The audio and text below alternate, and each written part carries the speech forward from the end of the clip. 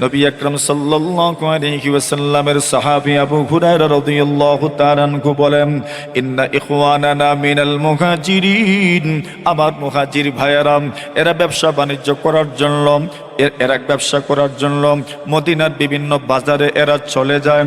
আর আমাদের আনসার ভাইয়েরা যারা আছেন এরা ক্ষেত খামার করার জন্য জমিনে চলে যান, বন্ধ যান গিয়া। আল্লাহ রসুলের সাহাবী আবু হুরায়রা বলেন, আরে পরিবার পরিজন আছে, এদের পেটে তো খাবার দেওয়া লাগবে, আমি তো জিম্মাদার। আল্লাহ রসুল সাল্লাল্লাহু আলাইহি ওয়াসাল্লাম বলেন, উম্মত তুমি তোমার পরিবার তোমার পরিজন ওয়াবদা বিমান তাউল। আল্লাহ রসুল বলেন তুমি কার উপর খরচ করবা? আল্লাহ রসুল বলেন যারা তোমার অধীনে আছে, মানে তোমার স্ত্রী, মানে তোমার সন্তান, তোমার নাতিনশা, এরাই তো তোমার অধীনে। রসুল বলেন ওয়াবদা বিমান তাউল, তোমার অধীনে যারা আছেন এদের উপর তুমি ব্যয় করো। সুবহানাল্লাহ বলেন।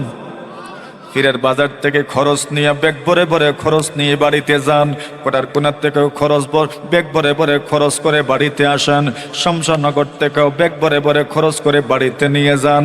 এটাই রসুল হুকুম করেছেন, ওয়াবাদা বিমান তাউল, তুমি রুজি করো, তোমার অধীনে যারা আছে এদের পিছনে ব্যয় করো, এদের দ্বারা তুমি শুরু করো। আল্লাহর রসুল বলেন তুমি যত মানুষের উপর ব্যয় করো, যত স্থানে তুমি ব্যয় করো, যত স্থানে তুমি খরচ করো, আল্লাহ রসুল বলছেন নিজের পরিবারের জন্য ব্যয় করাই হচ্ছে সর্বোত্তম ব্যয়। সুবহানাল্লাহ। নিজের পরিবারের জন্য ব্যয় করা এটা হচ্ছে সর্বোত্তম ব্যয়। এই জন্য পরিবার পরিজনের উপর ব্যয় করতে কার্পণ্য করিয়েন না, ইনশাল্লাহ। জোরে জোরে ইনশাল্লাহ। এদেরকে দিয়ে না, আমরা তো এমন মানুষ আস্তে আগর মাস খাম করাইয়া এখন খাফড়ও নাই, বুঝলেন না? আস্তা আগর মাস কাম করাইলাম, খোলার তাকে দানও বুয়াইলাম, আর পুরা আগর মাস শেষ হয়ে গেল, এখন খাফড়ও রইল নি। আল্লাহ রসুল বলেন ওয়াবাদা বিমান তাউর, আল্লাহ রসুল বলেন নিজের অধীনস্থ যারা এদের থেকে শুরু করেন, এদের থেকে শুরু করেন। এবার হযরত আবু হুরায়রা রাদিয়াল্লাহু তাআলা আনহু বলেন, ইন্না ইখওয়ানানা মিনাল মুহাজিরিন, আমার মুহাজির ভাইয়েরা এরা তো ব্যবসা বাণিজ্য করার জন্য বাজারে চলে যায়। ওয়া ইন্না ইখওয়ানানা মিনাল আনসার, আমার আনসার ভাইয়েরা যারা এরা তো চলে যায় ক্ষেত খামার করার জন্য। আর আমি আবু হুরায়রা আমার আর যাওয়া লাগে না কোনো জায়গায়, আল্লাহর নবীর খেদমতে যা আসে তা দিয়ে আমার পেট ভরে যায়। সুবহানাল্লাহ। এখানে যা আসে এটাই আমার জন্য যথেষ্ট, আর লাগে না আমার। তো আমার তো বাজারেও যাওয়া লাগে না, ব্যবসা করার জন্য যাওয়া লাগে না, খেতেও যাওয়া লাগে না। সুতরাং এরা যেখানে উপস্থিত থাকতে পারেন না, আমি সেখানেও উপস্থিত থাকতে পারি। সুবহানাল্লাহ। বাস আমি পড়েই থাকি। আর পেটে যদি বেশি খিদে লাগতো তাহলে আর আমি তো এখানে থাকতাম না, আমি চলে যেতাম। আচ্ছা দেখি না কোনো হালতে কারো বাড়িতে ঢুকা যায় কিনা। সুবহানাল্লাহ বলেন। আরে এটার হুকুম আছে, বিধান আছে। আবু হুরায়রা রাদিয়াল্লাহু তাআলা আনহু বলেন, একদিন পেটে আমার বড় খিদা লাগছে, আমি যাইতে যাইতে চিন্তা করলাম কই যাব কই যাব কই যাব। সকলের অবস্থাই তো মোটামুটি জানা আছে, আমার অবস্থা তো তেমন ভালো না। আল্লাহর নবীর সাহাবী আবু হুরায়রা বলেন, আমি চলে গেলাম একটা চৌরাস্তায়। কেন গেলাম ওই জায়গায়? চতুর্দিক থেকে লোকজন আসবে, যে কোনো একজনের সঙ্গে সাক্ষাৎ হয়ে যাবে, বলা যায় না আমাকে বাড়িতে তো নিয়েও যেতে পারে। সুবহানাল্লাহ। বলেন আমি তো গেলাম ঠিকই, বড় আশা নিয়ে গেছিলাম। যাওয়ার পরে আবু বকর সিদ্দিক, উমর, কত মানুষ আসলেন, সালাম কালামও করলাম, কথাও বললাম, কিন্তু কেউ আর আমাকে বাড়িতে দাওয়াত দিলেন না। সুবহানাল্লাহ। আবু হুরায়রা বলেন, নিরাশ তো আর হওয়া যাবে না, রিজেক আছে না নাই? জোরে বলেন, রিজেক আসেনি? কোন জায়গায় আছে কেউ জানে না, কোন জায়গায় আছে কেউ জানে না, কার করে আছে কেউই জানে না। দেখেন না কোনো কোনো সময় এমন এক বেড়া লাগে, কোন করে খাওয়ার কথা আর কোন করে খাওয়া হয়, তখন মানুষ বলে সুবহানাল্লাহ। কার রিজেক কোন জায়গায় আছে কেউ জানেন না। আপনাকে খাইতেই হবে, খাইতেই হবে, খাইতেই হবে, খাইতেই হবে। আবু হুরায়রা রাদিয়াল্লাহু তাআলা আনহু বলেন, একটু পরেই রাসূলুল্লাহ সাল্লাল্লাহু আলাইহি ওয়াসাল্লাম আসলেন। আল্লাহ রসুল আসার পরে আমি সালাম দিলাম, আসসালামু আলাইকা ইয়া রাসূলুল্লাহ, নবীজি গো আপনার উপর আল্লাহর পক্ষ থেকে শান্তি বর্ষিত হোক। রসুল সালামের জবাব দিলেন। আবু হুরায়রা বলেন, ইয়া রাসূলুল্লাহ, একটা মাসআলা জানার ছিল। আল্লাহ রসুল বলেন, আওয়াজ তোমার এত প্রকম্পিত, এমনভাবে তুমি কাঁপছো, মনে হচ্ছে পেটে তোমার খিদা আছে। সুবহানাল্লাহ বলেন। এখন তুমি মাসআলা জিজ্ঞাসা করবা, দরকার নেই এখন মাসআলা। এজন্য থানবী রহমতুল্লাহি আলাইহি বলেন, খাবারের সময় মাসআলা মাসাইল জিজ্ঞাসা না করাই ভালো। সুবহানাল্লাহ বলেন। আর না হয় খাবারের বুঝি মজা নষ্ট হয়ে যায়। ওটা তো ঠিকই, খাইতে বসছেন, এখন আর মাসআলা জিজ্ঞাসা করিয়েন না, নতুবা খাবারের যে একটা মজা আছে না, ওইটা নষ্ট হয়ে যাবে। তো খাবারটাও গুরুত্বপূর্ণ একটা বিষয়। এজন্যই তো রাসূল আকরাম সাল্লাল্লাহু আলাইহি ওয়াসাল্লাম বলছেন, যদি পেটে বড় খিদা লাগে আর নামাজ যদি একদম নিকটবর্তী হয়ে যায়, তাহলে আগে খানা খেয়ে নাও, এরপরে নামাজ পড়ে নিও। সুবহানাল্লাহ জোরে বলেন। ইদা হাদারাতিল আশা, যখন খাবার সামনে হাজির হয়ে যাবে তখন খাবার শুরুই করো। পেটে খিদা আছে, এখন যদি খান না, এখন আচ্ছা পরে খাই মনে, তো আস্তার নমাজ খানি হইব মতন না, আস্তার নামাজ কি তৈব খানি হইব। সারা নামাজের ভিতরে খানা তো আগে দেখছো নি, মোটামুটি গ্রান টানো নাকে লাগছে, এখন পুরো নামাজের ভিতরে খালি জল্পনার কল্পনা, ইস কেমনে নামাজ শেষ করতাম আর কেমনে খাইতাম। এই জন্য বলছেন আগে খানা শুরু করো। কেন? খানা যদি শুরু করো, নামাজ তো সামনে আছে, তখন তোমার পুরা খানাটা নামাজ হয়ে যাবে। সুবহানাল্লাহ বলেন। কেন? খাইতে খাইতে চিন্তা করবেন নামাজ রইছে, নামাজ রইছে, নামাজ রইছে, নামাজ রইছে, নামাজ রইছে।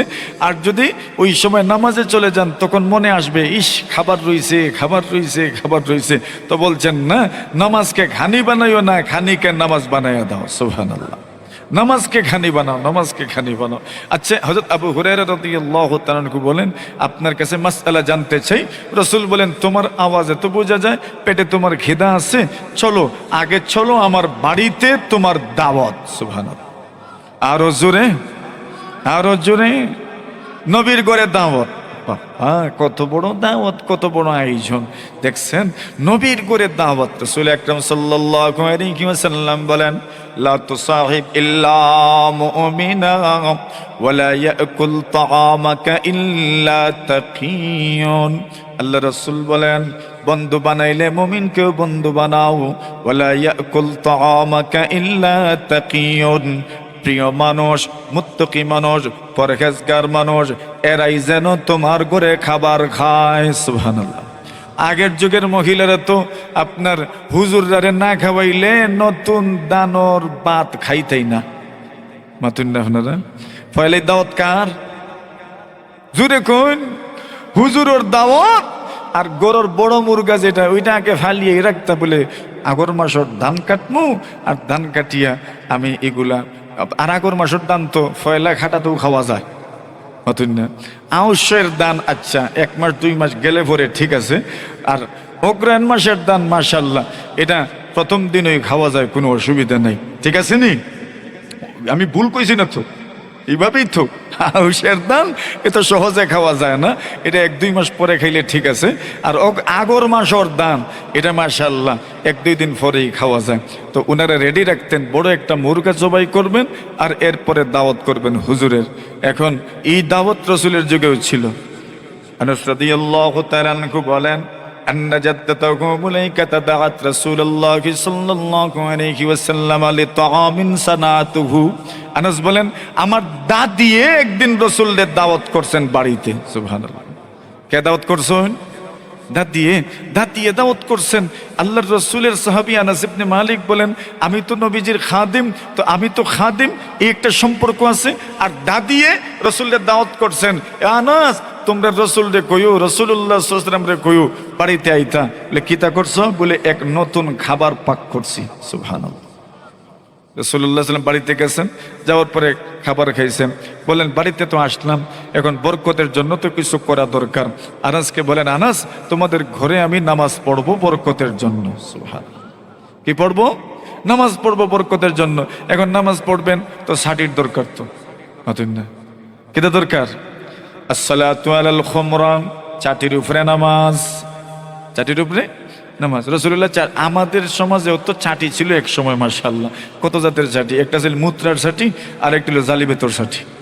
আসেনি এখন মাতুন না? এই ছাটি এখনো আছে। ছাটি না আদি, নামাজ যেটা পড়ুন এটার নাম আদি, আর বাকিটার নাম হইল ছাটি। একটার নাম হইল শ্বাস, একটার নাম হইল ছাটি, একটার নাম হইল আদি। আদি আগে লটকায় রাখতো উপরে দিয়া, এখন আর এগুলো নাই। বাঁশের বেদ দিও তো বানাই তা আদি। তো আদির মধ্যে নামাজ পড়ার এটা একটা মজা আসিল না, এটা একটা মজা আসিল, এটা একটা স্বাদ আসিল। মাসালে উপরে লটকায় রাখতেন এই নামাজের আদি আনো, নামাজের। আনাস রাদিয়াল্লাহু তাআলা আনহু বলেন আমাদের ঘরে একটা আদি ছিল, এটা ব্যবহার করতে করতে করতে করতে করতে করতে করতে পুরাতন হয়ে গেছে। হয় না? আমাদের ঘরের আদিগুলো তো ওই সময় ব্যবহার করতে করতে করতে কালো হয়ে যেত। তো বলছেন আনাস রাদিয়াল্লাহু তাআলা আনহু, নবীজি এসেছেন, নবীজি চাটি চাইছেন, ওই চাটির মধ্যে রাসূল সাল্লাল্লাহু আলাইহি ওয়াসাল্লাম নামাজ পড়বেন। এখন ওই চাটিটা কেমনে নিয়ে দেই, যে চাটির মধ্যে দাগ পড়ে গেছে, কালো হয়ে গেছে। আনাস বলেন আমি কি করলাম, ফানাদাহতুহু বিল মা, আমি পানি দ্বারা ধৌত করে ফেললাম। সুবহানাল্লাহ। আর দৌতে করে নবীজির সামনে নিয়ে দিলাম। নবী আলাইহিস সালাম নামাজ শুরু করলেন। এখন নবীজি তো ইমাম, আমি আর আমার ছোট্ট এক ভাই ছিল, আমরা দুইজন নবীজির পিছনে দাঁড়াইলাম। ফাসাফাফতু আনা ওয়াল ইয়াতীম ওয়ারাআহু, আমি আর ওই আমার ভাই যে ছিল, আমরা দুইজন নবীজির পিছনে, আর আমরা দেখি তাকায় দেখি আমরা দাদি আমরার পিছে। সুবহানাল্লাহ বলেন। ওয়াল আজুজু মিন ওয়ারাইনা, ওই বুড়ি আমাদের দাদি, উনি আমাদের পেছনে নামাজে দাঁড়াইছেন। বরকতের জন্য রাসূল নামাজ পড়ে গেলেন, দোয়াও করে দিয়ে গেলেন। সুবহানাল্লাহ। তাহলে আমি বলছিলাম যে দাওয়াত। আনাস হযরত আবু হুরায়রা রাদিয়াল্লাহু তাআলা আনহু বলেন রাসূল আমাকে বলেন চলো তোমার দাওয়াত আমার ঘরে। আবু হুরায়রা বলেন আমি তো বড় খুশি হয়ে গেছি, নবীজির ঘরে আমার দাওয়াত। সেখানে যাওয়ার পরে আল্লাহ রাসূল পরিবার পরিজনকে জিজ্ঞাসা করলেন, আরে আমাদের ঘরে কি আছে রে? আমি মেহমান বাড়িতে নিয়ে এসেছি।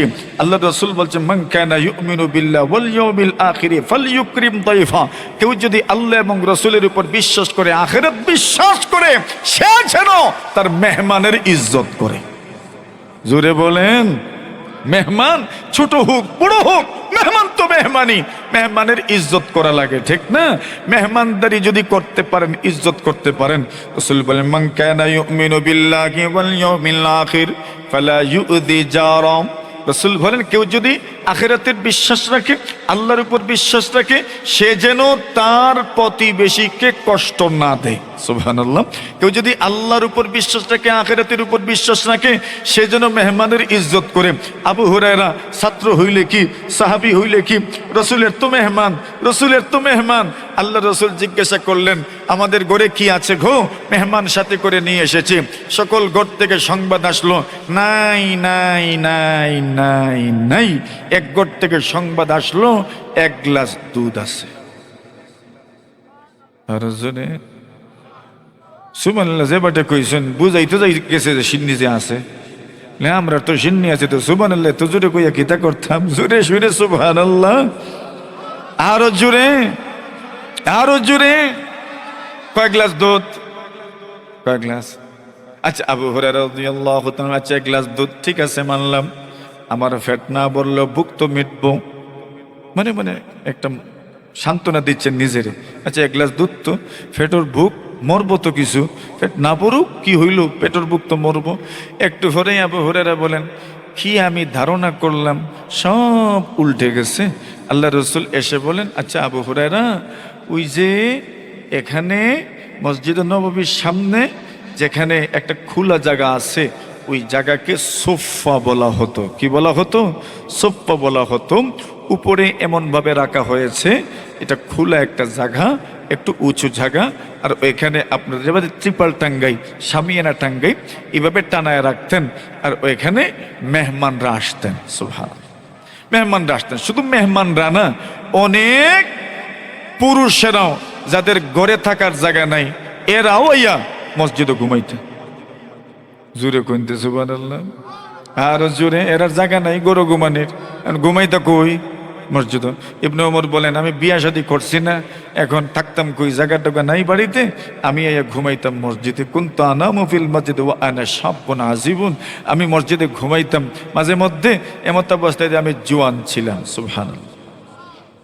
এক মহিলা আম্মাজান আয়েশা সিদ্দিকা রাদিয়াল্লাহু তাআলা আনহা বলেন, এক মেয়ে আল্লাহর রাসূল তার জন্য মসজিদ নববীর মধ্যে একটা তাঁবু বানায় রাখছেন। ওই মেয়ে এখানে রাত্রি যাপন করত। ওই মেয়ে কেমন ছিল? ওই মেয়ে বলে, আমি এমন এক ঘরে ছিলাম, ওরা আমাকে আজাদ করে দিয়েছে, স্বাধীন করে দিয়েছে। একজন আপনার বাদী ছিল, ওই বাদীকে তারা যখন মুক্ত করে দিল, উনি বললেন, এই পরিবারের সাথে আমার এত সম্পর্ক, আমি এদেরকে ছেড়ে যাব না, আমি তাদের কাছেই থাকলাম। আর দেখেন, ঘরে যারা থাকে এদের প্রতি মানুষের বিভিন্ন সময়ে সন্দেহ হয়। আপনার বেশি ঘরের কাজের মেয়ে, আপনার ঘরের কিছু হেরে গেছে, প্রথমেই সন্দেহ কার উপরে? কাজের মেয়ের উপর। সত্য হোক অসত্য হোক সন্দেহ কিন্তু প্রথমেই হয় কার উপর? এর উপর, যে নাকি আপনার ঘরের স্থায়ী সদস্য না, তার উপর প্রথমেই সন্দেহ হয়। ওই মেয়ে বলে, একদিন কি হইল যে তাদের একটা অনুষ্ঠান ছিল, উৎসব ছিল, আর তাদের ঘরের একটা ছোট্ট বাচ্চা খুব সুন্দর জেওরাত পরিধান করেছে, খুব সুন্দর গহনা পরিধান করেছে। কোনো এক কাজে পায়ের গহনা, অত পায়ের আবার গহনা আসেনি, ভুল কইছি, হাতে আছে।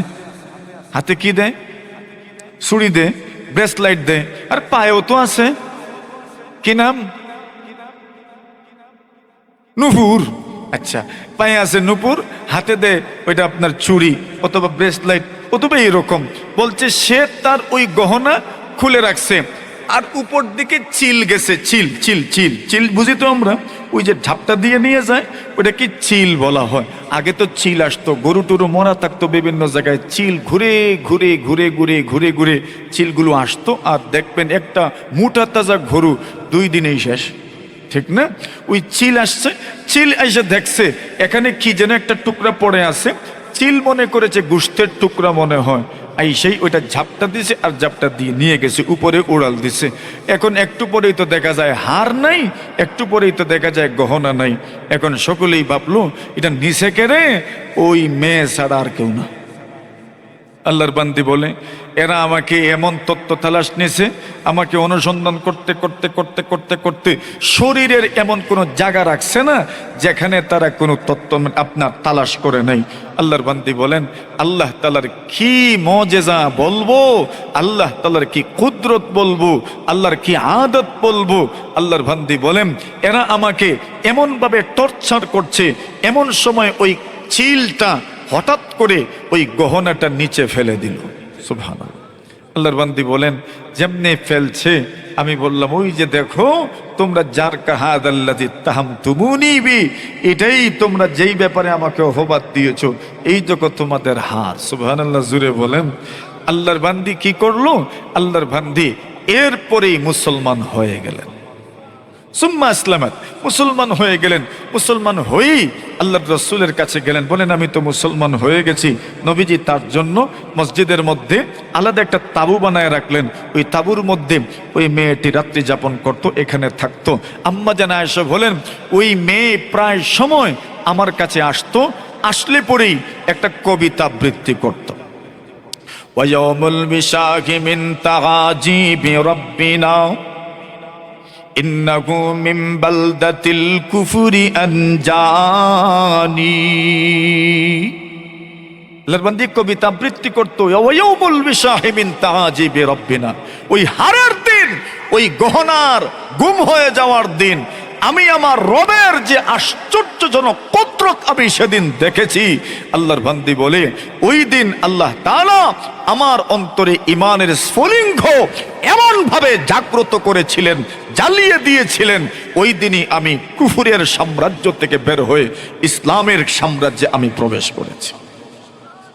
আম্মা জান আয়েশা বলেন, কি গো, তুমি আমার কাছে আসলেই ওই কবিতা আবৃত্তি করো, ওয়ায়াউমুল বিশাখি মিন তাআজিবি রাব্বিনা ইন্নাহু মিন বালদাতিল কুফরি আনজানি। কেন তুমি ওই কবিতা আবৃত্তি করো? আল্লাহর বান্দি ওই ঘটনা খুলে বলল। আবু হুরায়রা বলেন, রাসূল আমাকে বলেন, শোনো, ওইখানে যারা আছে এরাও তো পেটের খিদায়, যন্ত্রণায়, এরাও তো কাতর হয়ে আছে। তো তুমি শুধু খাইলে তো হবে না, এদেরকেও তো খাওয়ানোর দরকার। আবু হুরায়রা বলেন, তো কিতা করতাম? রাসূল বলেন, এরারেও দাওয়াত দিয়া আমার বাড়িতে লইয়া আও। আর জোরে এখন আইটেম কিতা? 1 গ্লাস দুধ, আবু হুরায়রা বলেন, কি কপাল আমার, কি নসিব আমার। মনে মনে ভাবছিলাম, আচ্ছা পেটের বুক পেটের ভুক না শেষ হোক, কমপক্ষে ভুক মরবো তো একটু, ফ্যাট না পড়ুক, পেটের ভুকটা একটু মরবো। এখন যে হালত শুরু হয়েছে, এই দুধের কোনো অংশ আমার ফ্যাটের ভিতরে যাওয়ার ওই সম্ভাবনা নেই। আমি গেলাম, গিয়ে দাওয়াত দিয়ে আসলাম। এরা তো দাওয়াত হইয়া কত খুশি, নবীজি দাওয়াত করছেন। নবীর দাওয়াত তো খুশি না হইয়াও তো কোনো উপায় নেই। নবীজি যখন দাওয়াত করেছেন, এরা খুব আগ্রহের সাথে আসলাম। আবু হুরায়রা মনে মনে বলেন, আমার তো জানা আছে আইটেম কিতা, আমি আর এত খুশি হয়েছি না। আবু হুরায়রা বলেন, এরা তো কত আগ্রহের সাথে দাওয়াতে যাচ্ছেন যে এখানে কি আছে, কি যেন আছে। আবু হুরায়রা বলে, আমি তো জানি এক গ্লাস দুধ যে আছে, আর আমি মনে মনে ভাবছি আসার পরেই তো রসুল আমাকে বলবেন তুমি বন্টন করো। আবু হুরায়রা বলেন, ঠিকই আমার ধারণা মতো আসার পরেই রসুল বলেন, আবু হুরায়রা দুধের গ্লাস হাতে নাও আর তুমি বন্টন করা শুরু করো। আবু হুরায়রা বলেন, এটা তো আমি আগেই ধারণা করছি। আবু হুরায়রা বলেন, আমি শুরু করলাম, বিসমিল্লাহির রহমানির রহিম। আবু হুরায়রা বলেন, মনে মনে তো ছিল একজনে পান করলে পরেই শেষ হয়ে যাবে, কিন্তু দেখি না না, একজনকে পান করাইলাম, দ্বিতীয় জন, তৃতীয় জন, চতুর্থ, পঞ্চম, ষষ্ঠ, সপ্তম, অষ্টম, নবম, দশম, 11, 12, 13, 14, 15, 69। আর জোরে কতজন? 69 জন। আবু হুরায়রা বলেন, ওই দিন আসহাবে সুফফার সংখ্যা প্রায় প্রায় 70 জন ছিলেন। সুবহানাল্লাহ। প্রায় কতজন? 70 জনের 70 জন, আমি সহ আর কি 69 জনে পান করার পরে আমি দেখি দুধের গ্লাসের ওজন তো আগের মতোই। আর জোরে। আবু হুরায়রা বলেন, এবার ভাবলাম, আচ্ছা দুধের গ্লাসের ওজন যে আগের মতো, কি হইল? কেউ কি এটা পুরোটা গ্লাস শেষ করতে পারলো না? আবু হুরায়রাকে রাসূল বলেন, এবার মিয়া সাহেব আপনি পান করেন। আবু হুরায়রা, আমি পান করলাম, করতে করতে করতে করতে একবারে গলা পর্যন্ত আনছি। কই পর্যন্ত? মানে কই নানি একে খাইতে খাইতে কই পর্যন্ত আনছে? গলা পর্যন্ত আনছে। এক সবে বড় তাইলে আপনারা যে কইন হুজুর হইলে খাইতে খাইতে কই আনুন। বেশি খাইলেও সমস্যা, কম খাইলেও সমস্যা। এখন শুধু হুজুররা না, গ্রামের মুরব্বী যারা আছেন এরাও এক অক্তে 3-4 বার দাওয়াত খাওয়া লাগে। ঠিক না বেটি? একজন ঘুমাইছেন গিয়া, এখন ওনার বাত একবারে গলা পর্যন্ত, মানে ফিফরা ঢুকছে আর দিকে বাত আনে গলার থেকে এই পর্যন্ত। আবু হুরায়রা বলেন, আমি তো খাইতে খাইতে পান করতে করতে করতে একবারে গোলা পর্যন্ত আনছি। রাসূল বলেন, আরো পান করো। আমি বললাম, আর কই পান করতাম, আমার তো আর সম্ভব না। রাসূল বলেন, তবে তুমি যাওয়ার সময় কি ধারণা করেছিলে? সুবহানাল্লাহ। উনি বলেন, ইয়া রাসূল, ধারণা যদিও করেছিলাম, মানুষ হিসাবে একটা ধারণা তো এসেছে আমার ঠিক, কিন্তু বিশ্বাস ছিল আপনি তো আল্লাহর রাসূল। সুবহানাল্লাহ। আপনি তো আল্লাহর কি রাসূল, দুধে শট মারবে না, দুধ কম হবে না, এটা আমার বিশ্বাস ছিল। আবু হুরায়রা বলেন, এরপর রাসূল পান করলেন, দুধের গ্লাস থেকে দুধ শেষ হইল।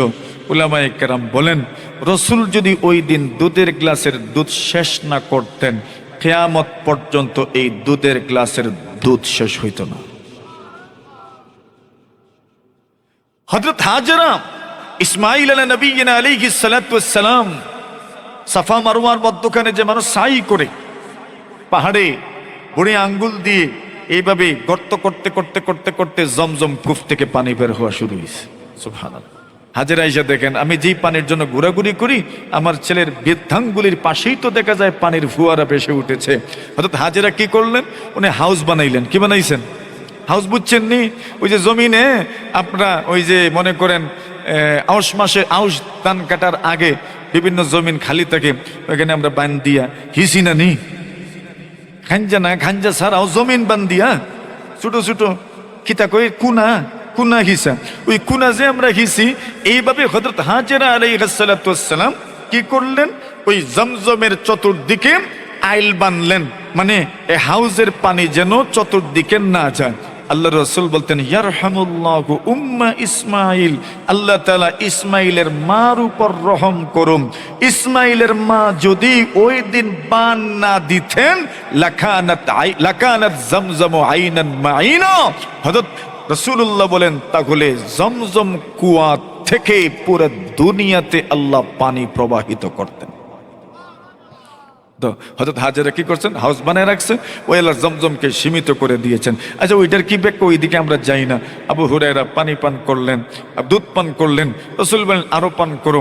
তো কি বোঝা গেল, পেটে খিদা থাকা সত্ত্বেও রসুলের মজলিস উনি ত্যাগ করতেন না, রসুলের মজলিসে পড়ে থাকতেন। ফলাফল কি? ফলাফল হইল 23 বছর রসুলের নবুয়তি জিন্দেগি। আবু বকর সিদ্দিক তো প্রথমেই মুসলমান হয়ে গেছেন, উমর ইবনুল খাত্তাব সহ বাকিরা তো 40 নম্বর, 41 নম্বর, 42 নম্বর এইভাবে তো মুসলমান হয়ে গেছেন। আর আবু হুরায়রা মুসলমান হইছেন নবীজির ইন্তেকালের মাত্র 4 বছর আগে বা 3 বছর আগে, মানে 19 বছর পরে। সুবহানাল্লাহ, কত বছর পরে? 19 বছর পরে। নবীজির নবুয়তি জিন্দেগির 23 বছরের মধ্য থেকে 19 বছর চলে যাওয়ার পরে উনি মুসলমান হয়েছেন। কিন্তু হাদিস বর্ণনা করেছেন সবার চাইতে বেশি। আর জোরে বলে, হাদিস বর্ণনা করেছেন সবার চাইতে বেশি। কেন? নবীজির খেদমতে থাকতেন, নবীজির মজলিসে থাকতেন। এই জমানায় এমন মানুষও আমরা খুঁজে পাই যারা পীরের বাজারি শেখ সাহেব রহমতুল্লাহ আলহির অনেক ওয়াজেরা মুখস্থ রাখছেন, ইসমাইলপুরি রহমতুল্লাহ আলহির অনেক ওয়াজেরা আমার সাথে অনেকে কথা বলেন ইসমাইলপুরি রহমতুল্লাহ আলহী কেমন ছিলেন, ওনার ওয়াজ অনেকে মুখস্থ রাখছে। মুহাদ্দিস সাহেব রহমতুল্লাহ আলহির ওয়াজ অনেকে মুখস্থ রাখছে, রাজনগরী রহমতুল্লাহ আলহির ওয়াজ অনেকে মুখস্থ রেখেছেন, মাধবপুরি শেখ সাহেব রহমতুল্লাহ আলহির ওয়াজ অনেকে মুখস্থ রেখেছেন। আসে না অনেকের মুখস্থ? কিভাবে মুখস্থ হইল? আদমপুরি সাহেব রহমতুল্লাহ আলহির অনেক ওয়াজ অনেকের মুখস্থ। আমারও একটা মুখস্থ আছে ওনার।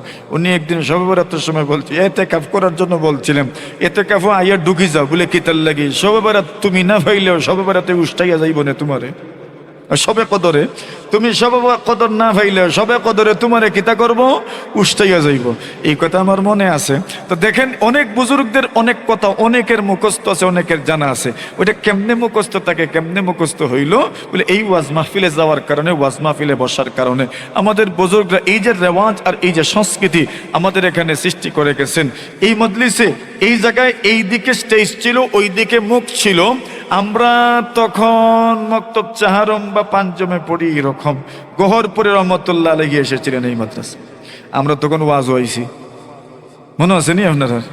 গহরপুরে শেখ সাহেব মুহাদ্দিস সাহেব রহমতুল্লাহ ওয়াজে আসছিলেন, আর লম্বা একটা চাদরি দিবে বেরিয়ে করছিলেন, সবাই বয়াত ইসলাম ইয়াদ আছে নি আমরা অনেকের?